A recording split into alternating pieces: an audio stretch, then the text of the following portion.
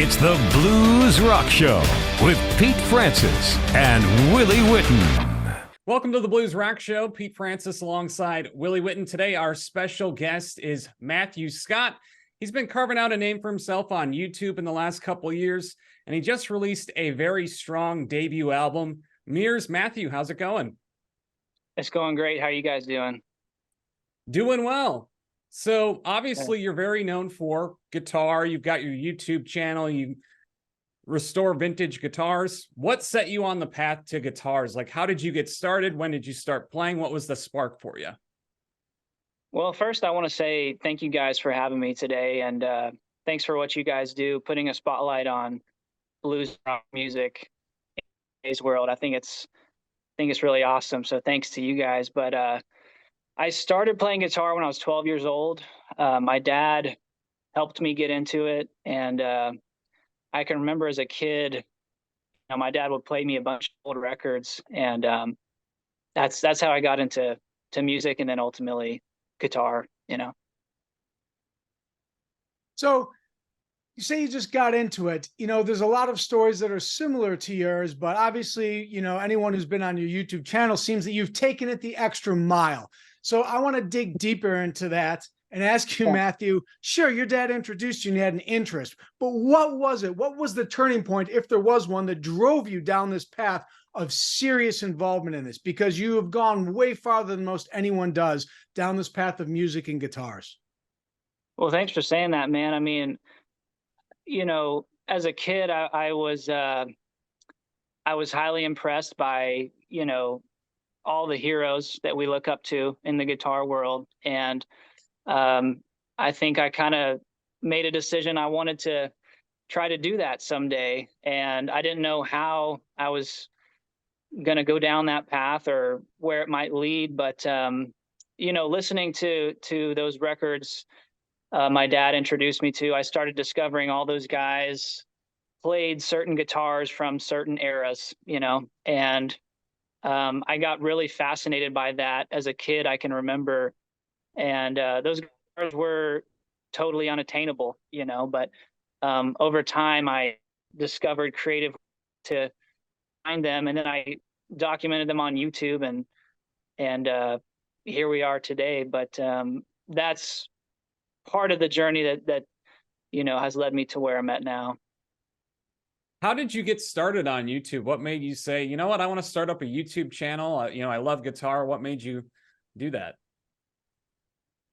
Well, even as a kid, I never wanted to necessarily be a YouTuber. I think today kids are growing up with that idea in mind. Like that's even more prestigious maybe than being a musician. But when I wanted to be a musician, and I had been in a lot of different bands in different roles, whether I was the background or whether I was the front man, and nothing really worked out for me. And I was working for a long time still. I worked a full-time job for many years, and I finally decided, okay, I'll try to make a career on YouTube. And I started posting videos since I was, in my late teens, and it started taking off. And I decided, okay, you know what, I'm gonna give this a shot, and I guess it kind of worked out for me. So, Matthew, I'll ask not to jump ahead, because we'll talk about your music in a second. But as you found yourself more than capable as a serious musician, your YouTube channel, do you think in the coming years, months ahead, are you going to be able to dedicate the same amount of time to that vintage guitar section of it, the integration and the interaction with your fans? Or do you think that some of your music is going to pull you away from that a bit? How do you balance that as a modern musician? That's a great question. I mean, I hope that I have the opportunity to navigate that. I hope that's a place that I make. I have the decision to, lean into the music or YouTube, whichever one works. I do see a future where not just for me, I mean, hopefully for me, but for musicians and artists in the industry, like you will have to manage both of that. You will have to be the social media person, and you will have to be the artist as well. So I think I'll have to find a way to balance it. I hope that I can develop myself musically and in that industry where I have the option to lean into that a little bit more, rather than just the guitar kind of focused videos. You know what I mean? Yeah. And some of these guitars, some of these older guitars that you restore, how do you track down these guitars? And are there any in particular that really like stick out to you as a great project? I've had a few great projects over the years. You know, for me, there's no magic to it. There's no secret to it. Like you just have to kind of look in all the usual places and dig around and really know your backyard the best. Like I live in Oklahoma, but I'm from Texas and I work out of Texas a lot. I just found this Les Paul Jr. up in Kansas, which has turned into be a really viral thing on the internet. But you know, I found that guitar on Facebook Marketplace. So you can I just search the regular places. There's really no secret. It's not very often that I'm getting emails or phone calls about deals. Like I'm using the same resources everyone else is. So I think that answers your question. I can't remember what the question was. Yeah. Okay.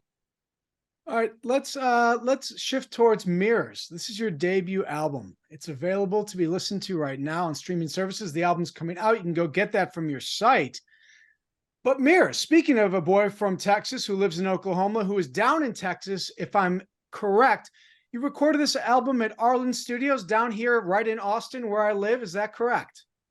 Yeah, man, that's awesome. I didn't realize you were down there, but yeah, it's just down on Congress Street, and it's a historic place, man. It was amazing to be able to record there. So how did you get into that? What made you choose that studio amongst the many places you could have gone to record? Besides, like you said, its historic value. Was there a certain draw? Was there someone that pushed you in that direction?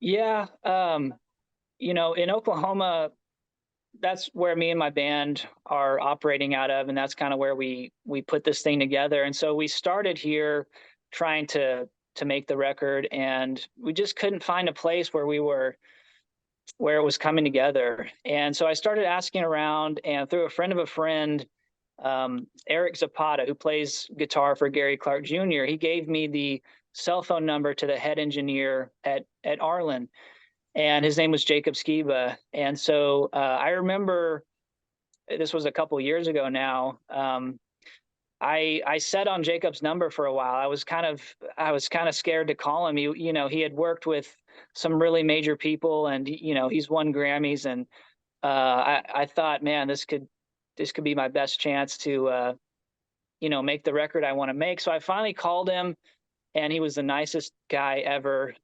He really took the time to talk to me, and he was like, man, just send me your demo and we'll take a listen. If it's something, that we can work with, we'll set a date. And so sent him the demo, and he's like, let's put some dates on the calendar. So that's how the whole journey began. And I know this has been a pretty long time coming to get this album out. And one of the nice things for you is you have cultivated this audience on YouTube. Any advice to other artists who are kind of looking to leverage social media as a way to promote their own music? My advice, man, is like I say, in moving forward in the industry, I think you're going to have to wear all the hats. You're going to have to be the YouTuber, the TikToker, the artist. So just get started with all that, content, whatever it might be. It can be music related. I mean, for me, I got into these vintage guitars, and that worked for me, and I can kind of work in my music within that. But it doesn't have to be that. I mean, there's so much other content on the internet. Just find what you're passionate about and start creating content based around that. And you find one day that you can create a fan base and share your music with anybody. Everybody loves music, you know. One would hope so. Yeah. Well, So, the new album, what are you most proud of with this album, Matthew? That's a good question, man. I think I'm just most proud of me and the band for completing it. I mean, it was a tall task. I wondered if I'd ever be able to do something like this in my entire life. And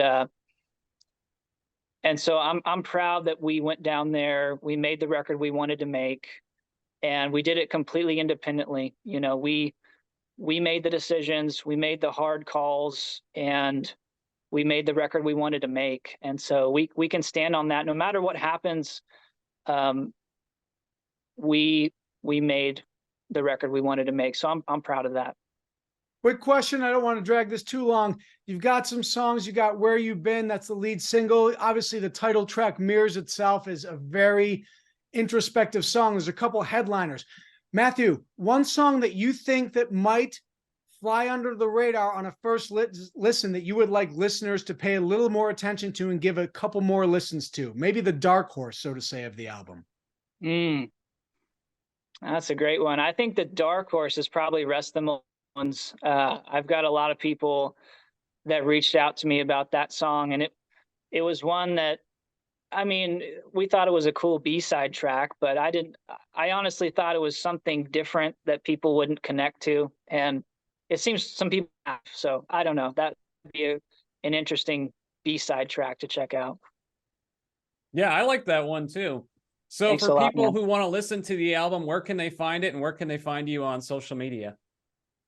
Of course, the album's available everywhere you listen, download music. You can also purchase it on CD or vinyl at matthewscott.org. It is a pre-order currently. I'll be shipping everything hopefully in December. And then I'm all over social media, YouTube, Instagram, Facebook, and TikTok under Matthew Scott. Awesome. Well, congratulations on the new album. I know Willie and I both really enjoyed it. Yes. Any final thoughts before we let you go? Man, just thank you guys. That really means a lot to me. I mean, I know you guys do this, you know, I don't for a living or whatnot. I just appreciate you guys putting a spotlight on blues and rock music, and I've always watched your videos over the years and your reviews, and so I really appreciate what you guys are doing. And to hear you guys have said about the music, really, it means a lot to me. Your opinions carry a lot of weight, so I'm excited to hear that from you guys, and hopefully I can come back down to Austin and perform down there. Pete, I forgot. Are you in Dallas, or where are you? I'm in Kansas City. Now, Matthew and I actually, we met in Dallas a couple of years ago at the Dallas Guitar Festival, but yeah, I'm in Kansas City. Right. Okay, well, hopefully I'm in Austin. Yes, I got to get down to Austin soon, man. We really want to put on a show down there, so hopefully we can come down there and see you guys. Absolutely. Well, Matthew, thanks so much for coming on the show, and congratulations on the debut album. It's great. Thank you guys so much. Seriously, means a lot. All right, that's going to wrap up this edition of the Blues Rock Show. For Willie Witten and Matthew Scott, I'm Pete Francis. We'll see you next time.